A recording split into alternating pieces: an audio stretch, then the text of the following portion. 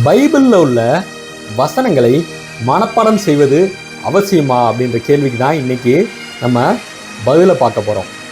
இயேசு கிறிஸ்துவானவரை சாத்தான் சோதித்தான் என்று லூக்கா 4ஆம் அதிகாரத்தில் பார்க்கிறோம்.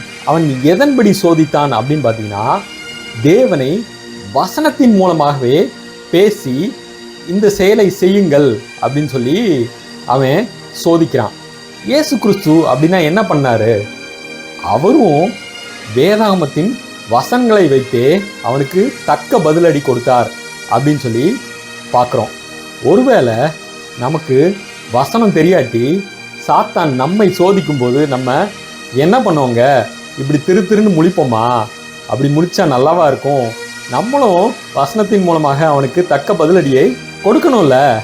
அதுக்கு தாங்க நம்ம வசனங்களை முடிந்த அளவுக்கு மனப்பாடம் செய்ய வேண்டும். சரியா?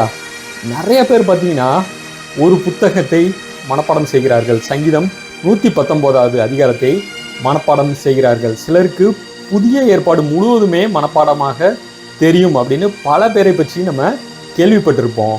நம்மளும் பைபிளை மனப்பாடம் செய்வோம்.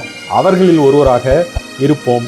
தேவனுக்காக இந்த சத்திய வெளிச்சத்தின் ஒளியை வீசுவோம். தேவன் உங்களை ஆசீர்வதிப்பாராக. ஆமீன்.